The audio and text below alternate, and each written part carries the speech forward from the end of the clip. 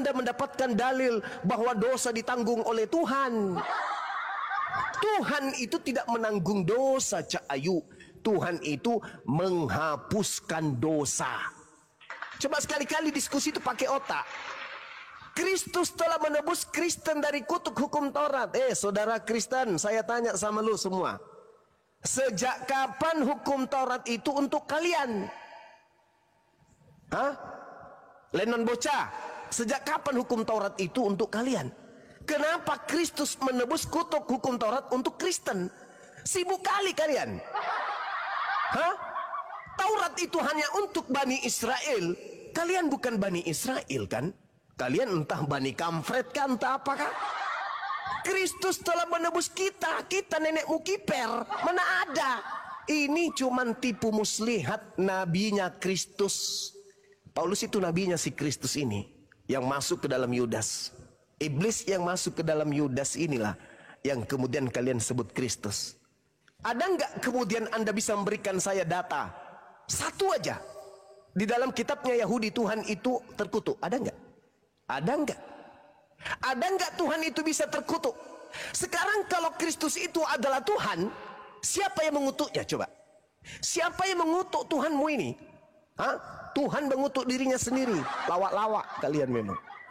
Kristus telah menebus Kristen dari kutuk hukum Taurat.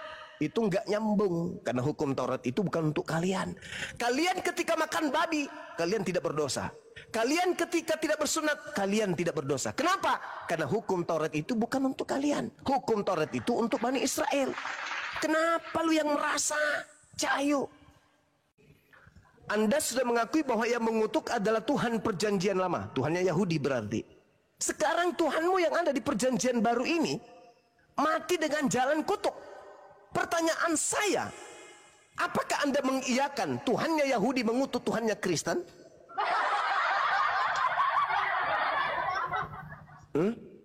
Atau Anda ingin mengatakan Tuhan mengutuk dirinya sendiri? Tuhan sudah gila berarti. Ayo, Anda seorang dokter, silakan gunakan kapasitas otak Anda itu. Wah, kasar sekali mulut orang yang membela agamanya ya. Ini termasuk sudah menista loh, menghina agama orang tanpa pengetahuan. Tetapi saudara-saudara semuanya, mari kita singkap kebenarannya. Ciri-ciri nabi palsu dan guru-guru palsu, sebagaimana nabi-nabi palsu dahulu tampil di tengah-tengah umat Allah, demikianlah pula di antara kamu akan ada guru-guru palsu. Mereka akan memasukkan pengajaran-pengajaran sesat yang membinasakan. Bahkan mereka akan menyangkal penguasa yang telah menebus mereka, dan dengan jalan demikian segera mendatangkan kebinasaan atas diri mereka.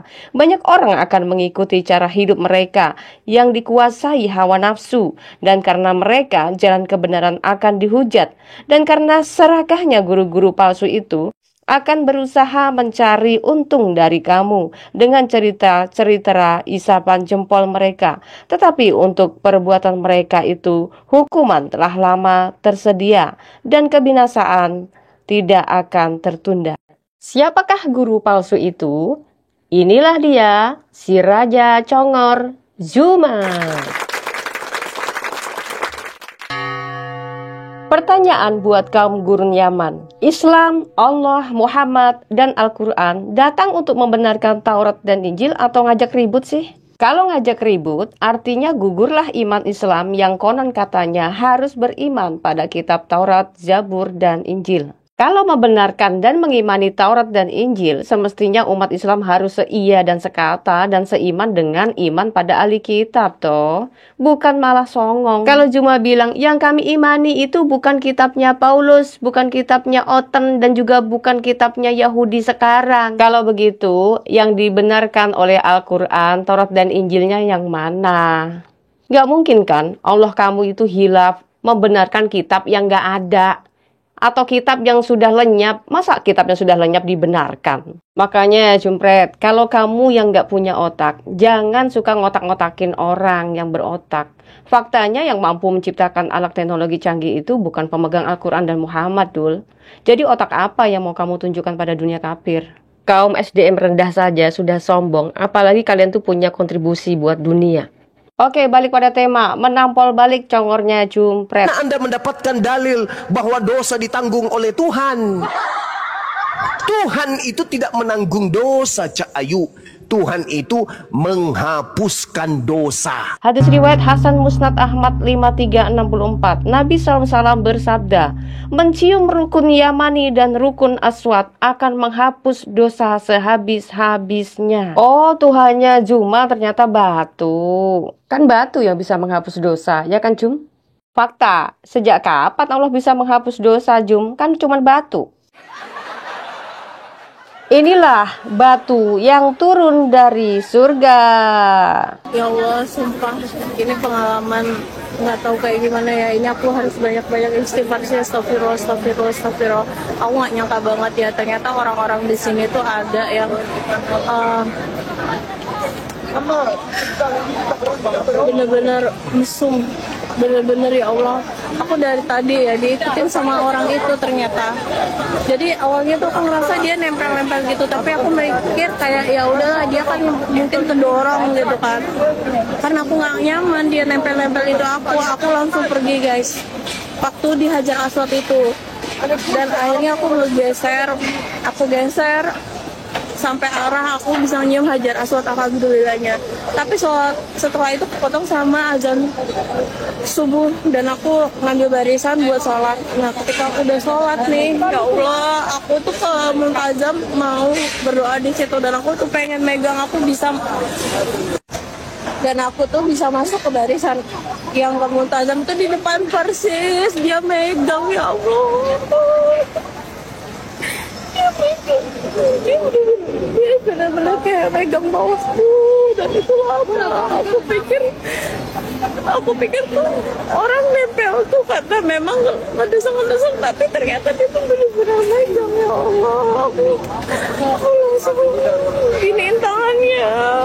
Terus tiba-tiba dia ke samping aku, terus dia tiba-tiba langsung nyium Ka'bah gitu, pura-pura nyium Ka'bah lama gitu. Itu orang udah dari tadi ngikutin di belakang aku. Terus aku kaget, aku sampai nggak bisa berkata-kata, nggak bisa doa ya, karena aku shock banget ya di depan Ka'bah ada orang yang sampai segitu mesennya gitu loh. Oh, kasihan. Saya turut prihatin ya Mbak ya. Saking pengennya umat Islam itu dihapus dosanya, siap bayar harga dirinya untuk dijamah-jamah pelaku dosa yang ingin menghapus dosanya. Iya kan? Oke, simak baik-baik ya kaum Yaman. Yesus datang ke dunia bukan untuk menebus dosa manusia, tapi Yesus itu juru selamat manusia. Supaya Muslim paham, mari kita lihat dari awal kejadian. Dalam Kejadian 3 ayat 1-24 menjelaskan manusia kehilangan jati dirinya sebagai manusia sempurna, sehingga hal itu disebutkan kerusakan manusia ketika manusia itu tergoda dengan bujukan si ular tua itu. Selanjutnya Kejadian 3 ayat 23-24, lalu Tuhan Allah mengusir dia dari Taman Eden supaya ia mengusahakan tanah dari mana ia diambil. Ia menghalau manusia itu dan di sebelah timur Taman Eden ditempatkannya lah beberapa kerub dengan pedang yang bernyala-nyala dan menyambar-nyambar untuk menjaga jalan ke pohon kehidupan. Nah, kalau Alkitab itu kronologisnya jelas, nggak seperti Al-Quran. Bagaimana ujuk-ujuk ceritanya Adam dan Hawa itu bisa mengalami keterpisahan alias LDR. Si Adam jatuh ke Jeddah, si Hawa jatuh ke Sri Lanka. Loh, gimana sih kok jatuh? Jatuh dari langit apa bagaimana ceritanya? Itu sebabnya iman umat Kristen itu tegas sesuai sejarah yang nyata. Bukan seperti iman Islam gak jelas amburadul, tapi aduh ngaco, mulutnya jahat banget. Dimulai dari wahyu turun dari langit, Adam dan Hawa jatuh dari langit, dan batu juga katanya turun dari surga. Nah, renungkan, apakah cerita sejarah dengan cerita halu dari langit bisa nyambung? Sementara Yesus yang jelas nyata terkandung dari seorang perawan Maria yang nyata kesuciannya justru ditolak sama Muslim. Padahal keterangan Yohanes 8 ayat 23, Yesus itu dari atas dan bukan dari dunia ini. Dan batu Hajar Aswad juga konon katanya dari surga dan bukan dari dunia ini. Bedanya adalah Islam lebih percaya bahwa batu dari surga itu bisa menghapus dosanya umat Islam. Dalam iman Kristen, kedatangan Kristus telah mendamaikan hubungan manusia dengan Tuhan setelah peristiwa terusirnya manusia pertama itu. Makanya Yesus berkata dalam Yohanes 14 ayat 6, kata Yesus kepadanya, "Akulah jalan dan kebenaran dan hidup. Tidak ada seorang pun yang datang kepada Bapa kalau tidak melalui aku." Makanya dia terlahir sebagai bayi yang ajaib, bukan hasil lendir manusia. Karena dialah damai sejahtera kita yang telah mempersatukan kedua pihak dan yang telah merubuhkan tembok pemisah, yaitu perseteruan. Maksudnya adalah peristiwa terputusnya hubungan Tuhan dengan manusia dari peristiwa Adam dan Hawa. Jangan lupakan itu. Inilah hidup yang kekal itu, yaitu bahwa mereka mengenal Engkau satu-satunya Allah yang benar dan mengenal Yesus Kristus yang telah Engkau utus. Nah, Nabi Umi nggak paham di soal ini. Demikianlah firmanku yang keluar dari mulutku, ia tidak akan kembali kepadaku dengan sia-sia, tetapi ia akan melaksanakan apa yang ku kehendaki dan akan berhasil dalam apa yang kusuruhkan kepadanya. Nah, inilah pertanyaannya, adakah Nabi Umi mengenal istilah ini? Allah SBT Mekah dengan Nabi Umi ini nggak paham tentang iman Kristen, apalagi umatnya. Pada mulanya adalah firman. Firman itu bersama-sama dengan Allah dan firman itu adalah Allah. Ia pada mulanya bersama-sama dengan Allah. Segala sesuatu dijadikan oleh Dia dan tanpa Dia tidak ada sesuatu pun yang telah jadi dari segala yang telah dijadikan. Dalam Dia ada hidup dan hidup itu adalah terang manusia. Terang yang sesungguhnya yang menerangi setiap orang sedang datang ke dalam dunia. Ia telah ada di dalam dunia dan dunia dijadikan olehnya. Tetapi dunia tidak mengenalnya. Firman itu telah menjadi manusia dan diam di antara kita. Dan kita telah melihat kemuliaannya, yaitu kemuliaan yang diberikan kepadanya sebagai anak tunggal Bapa penuh kasih karunia dan kebenaran. Nah, Allah dan Nabi Umi saja tidak paham bagaimana Juma sama umatnya. Nah, menurut Islam, firman itu ciptaan, gengs. Nah, ini pertanyaan juga sih ya. Kun fayakun, maka jadi. Ini firman yang menjadikan, apa firman itu dijadikan? Coba sekali-kali diskusi itu pakai otak. Kristus telah menebus Kristen dari kutuk hukum Taurat. Saudara Kristen, saya tanya sama lu semua. Sejak kapan hukum Taurat itu untuk kalian? Hah? Lenon bocah. Sejak kapan hukum Taurat itu untuk kalian? Kenapa Kristus menebus kutuk hukum Taurat untuk Kristen? Sibuk kali kalian. Baiklah, ini jawabannya ya, Raja Congor. Matius 5 ayat 17. Janganlah kamu menyangka bahwa aku datang untuk meniadakan hukum Taurat atau kitab para nabi. Aku datang bukan untuk meniadakannya, melainkan untuk menggenapinya. Kalau Yesus itu datang tidak menggenapinya, artinya Injil juga nggak datang. Islam pun juga nggak kenal namanya kitab Injil. Islam pun juga nggak kenal yang namanya Isa, ya nggak?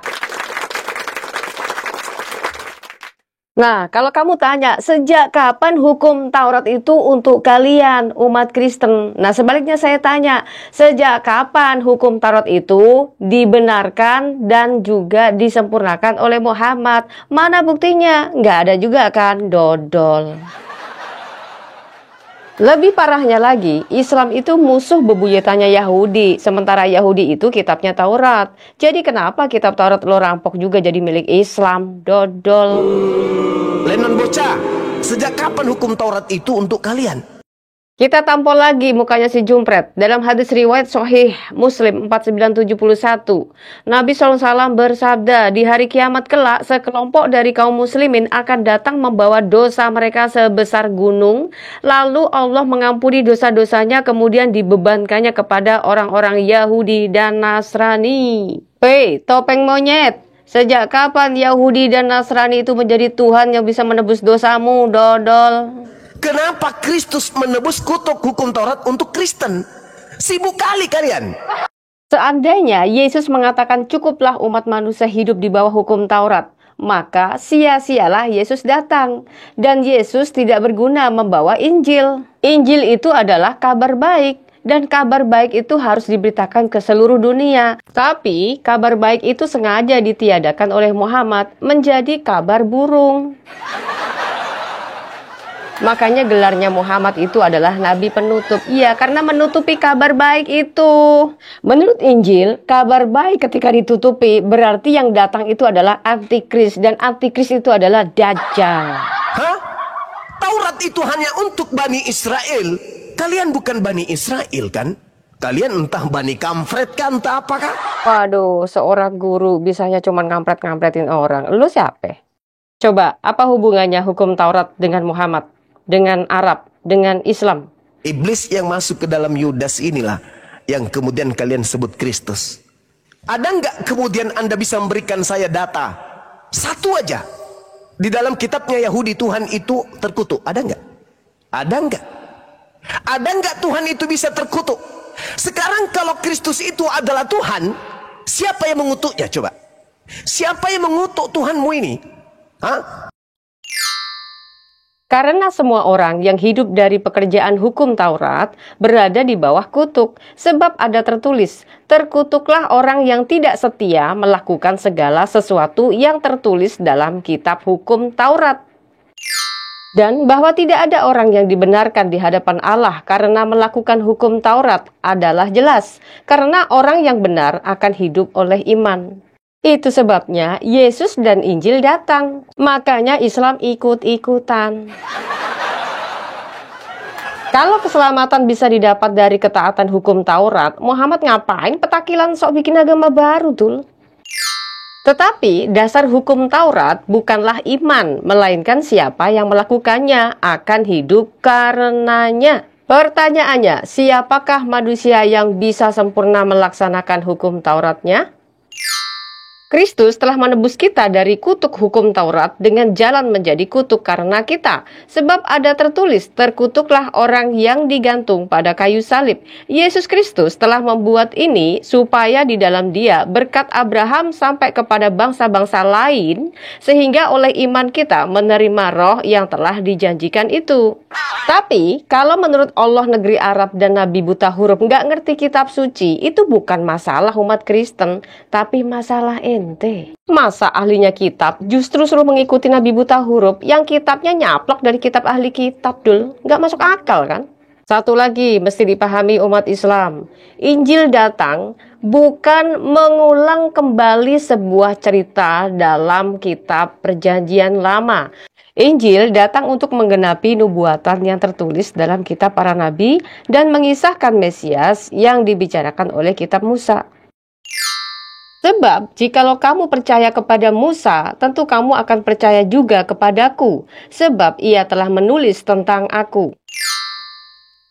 Beginilah kitab Musa. Selanjutnya berfirmanlah Allah kepada Musa, Akulah Tuhan, aku telah menampakkan diri kepada Abraham, Ishak dan Yakub sebagai Allah yang Maha Kuasa. Tetapi dengan namaku Tuhan, aku belum menyatakan diri. Di hadapan Abraham, Ishak dan Yakub, Tuhan menampakkan diri sebagai Allah. Sementara ketika Dia menyatakan namanya, Dia datang sebagai manusia. Islam gak percaya, bukan masalah kami, itu masalah kalian. Ngapain coba bikin agama baru dari Arab, terus sebut-sebut kitab orang, Taurat dan Injil, Musa, dan lain sebagainya. Dan liciknya, setelah ketahuan ternyata Al-Quran dengan kitab terdahulu tidak ada sinkronnya, kalian memutarbalikkan fakta. Terus bikin gosip dan provokasi.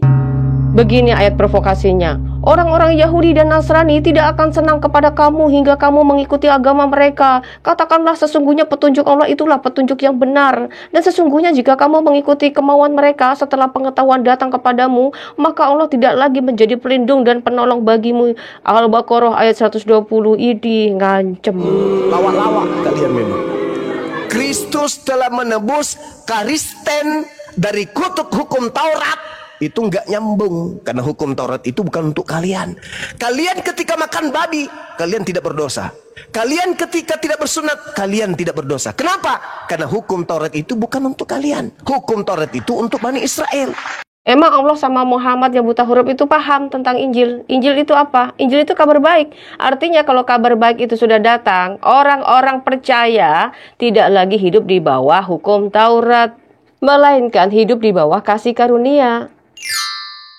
Sebab hukum Taurat diberikan oleh Musa, tetapi kasih karunia dan kebenaran datang oleh Yesus Kristus. Tuh, iman kami semua berdata, Dul. Beda dengan Islam, kalau ditanya, sudah deh mencret. Kenapa lu yang merasa cahayu? Anda sudah mengakui bahwa yang mengutuk adalah Tuhan Perjanjian Lama. Tuhannya Yahudi berarti. Sekarang Tuhanmu yang ada di Perjanjian Baru ini, mati dengan jalan kutuk. Pertanyaan saya, apakah Anda mengiyakan Tuhannya Yahudi mengutuk Tuhannya Kristen? Ayo, Anda seorang dokter, silakan gunakan kapasitas otak Anda ini. Baiklah, mari kita jawab. Kalau orang Yahudi itu sudah percaya bahwa Yesus itu adalah Sang Mesias, maka mereka juga percaya dan sepakat dengan kami. Injil itu sudah datang. Nah, pertanyaannya, kenapa Islam ujuk-ujuk bisa percaya sama Injil?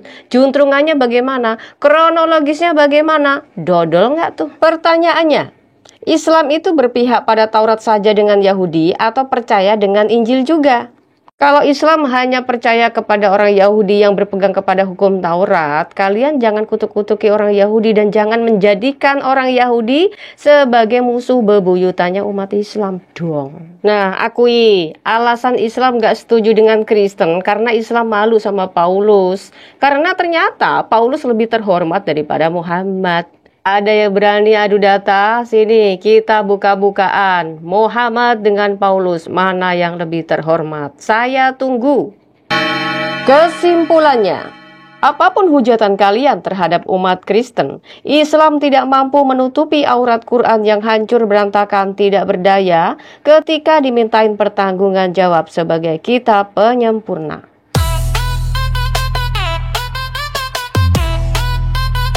Jak punya ajaran damai, katanya berkat Allah.